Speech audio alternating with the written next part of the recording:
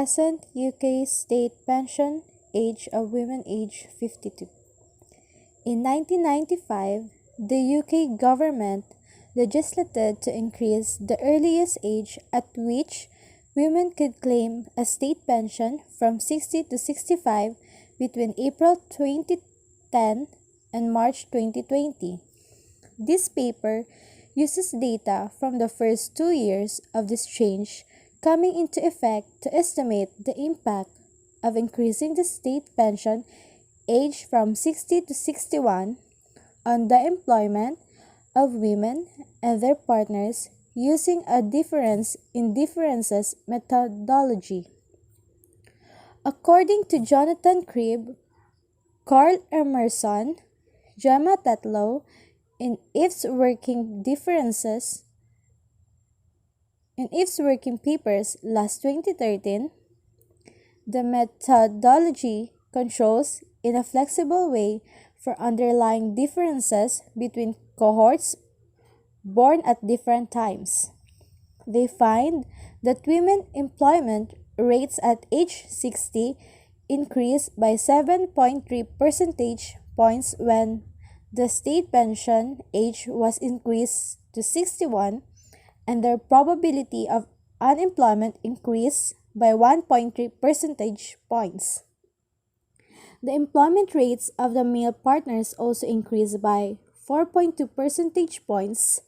The magnitude of these effects and the results from subgroup analysis suggest they are more likely explained by the increase in the state pension age being a shock or through it having a signaling effect rather than them being due to either credit constraints or the effect of individuals responding to changes in their financial incentives to work. Taken together, their results suggest that the fiscal strengthening arising from a 1 year increase in the female state pension age is 10% higher than a costing based on no behavioral change due to additional direct and indirect tax revenues arising from increased earnings. It now seems that many of us will have to work past state pension age to enjoy the quality of life we would like. If you choose to carry on working, your earnings will not reduce the pension you receive. However, the combination of earning and pension will increase your taxable income. So, if you are working and paying tax, your tax code will be adjusted to take into account the amount of pension you receive. The impact of the first changes in pension age. The fact that the number of persons potentially available for work should rise instead of fall as a result of the pension age changes does not necessarily mean that all of these individuals will remain in employment. Employment rates decline markedly with age. For instance, while about 92% of men aged 45 to 49 were employed in 2015. According to labor force survey data from Eurostat, only 89 of the adjusting age cohort, example, age 50 to 54 work. The cohort closest to pension age, those age 55 to 59, had an employment rate of 83%. While being able to draw a state pension greatly affect labor market choices, the employment rate was 33% for the age of 60 to 64 cohort, which straddles the current pension age. It is not the sole determinant. Health condition, care responsibilities, the availability of social benefits, and reliance on saving also play key roles. Assessing how the increase in the effective working age people brought about the pension age change could translate into higher employment is particularly difficult. As this policy is unprecedented in Malta, existing international literature suggests that 20 to 50% of those affected by a pension age raise remain in employment. This estimate can be compared with actual labor market performance in Malta during the years around the first pension age increase. It is important to note that this period was characterized by rather buoyant economic activity, significant reduction in the tax burden on labor, and the introduction of several active labor market policies. Of all these factors may have boosted the probability that those affected by the pension age change continued working. Conscription in Greece. Universal conscription was introduced in Greece during the military reforms of 1909. Although various forms of selective draft had been in place earlier in more recent years, conscription was associated with the state of general mobilization declared on July 20, 1974. Due to the crisis in Cyprus, the mobilization was formally ended on December 18, 2002. Greece currently has universal compulsory military service for male from and over 18 years of age. Under Greek law, all men over 18 years of age must serve in the armed forces for a period of 9 months. Women can serve in the Greek military on a voluntary basis but cannot be conscripted. As of 2008, Greece or Hellenic Republic has mandatory military services or conscription of 9 months for men between the ages of 18 and 45. Citizens discharged from active service are normally placed in the reserve and are subject to periodic recall of 1 to 10 days at irregular intervals. As of 2010, Greece has mandatory military service of 9 months for male citizens between the ages of 18 and 45. However, as the armed forces had been gearing towards a complete professional army system, the government had promised that the mandatory military service would be cut to 6 months by 2008 or even abolished completely.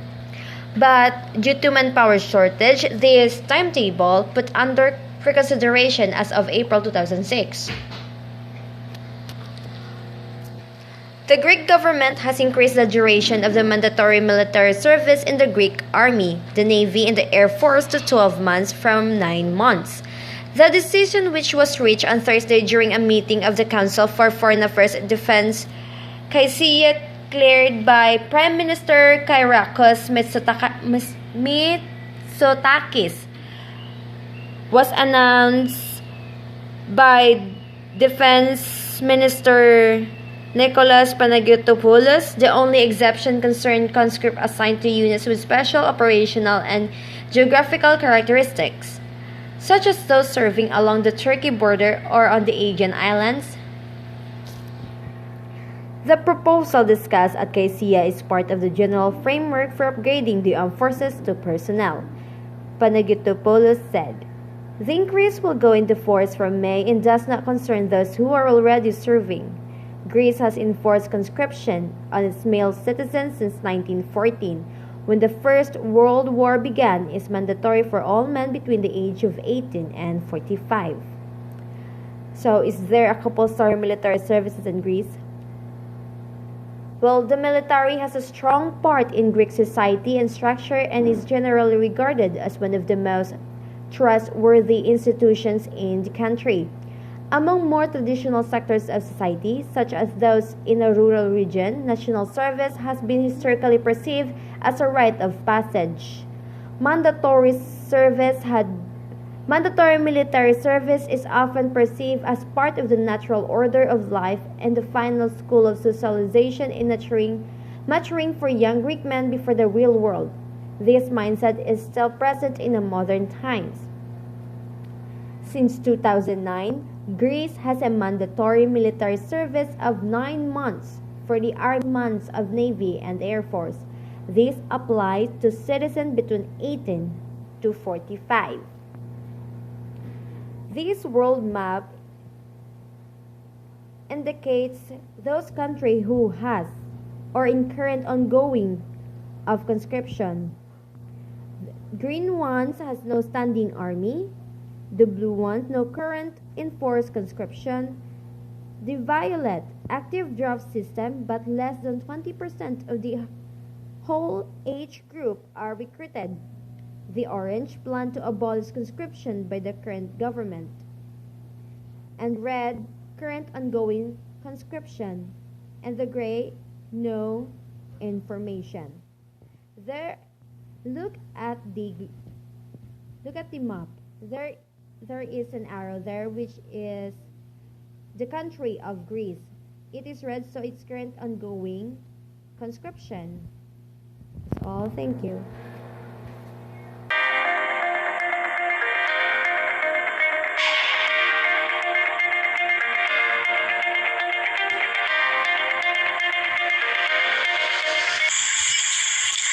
The current UK balance of payments. First, we define balance of payments. It records all financial transactions made between consumers, businesses, and the government in one country with others. In economics, a country's current account records the value of exports and imports of both goods and services and international transfers of capital. It is one of the three components of its balance of payments, the others being the capital account and the financial account. When we say current account, it measures the nation's earnings and spending abroad, and it consists of the balance of trade, net primary income or factor income, or earnings on foreign investment minus payments made to foreign investors, and net unilateral transfers that have taken place over a given period of time. The current account balance is one of two major measures of a country's foreign trade, or the other being the net capital outflow. A current account surplus indicates that the value of a country's net foreign assets, for example, asset less liabilities, grew over the period in question, and the current account deficit indicates that it shrank. Both government and private payments are included in the calculation. It is called the current accounts because goods and services are generally consumed in the current period. The UK's current account deficit is a measure of the country's balance of payments with the rest of the world in trade, primary income and secondary income. According to the Office of National Statistics, Q1 or January to March 2020, the UK's current account balance widens substantially from a deficit of $9.2 billion in Q4 or October to December 2019 to a deficit of $21.1 billion in Q1 2020 or 3.8% of gross domestic products or GDP. This was mostly because of erratic movements in the tradings of precious metals, especially non-monetary gold in the final quarter of 2019, and more subdued trading in Q1 2020. The graph represents the UK current account balance in 2020.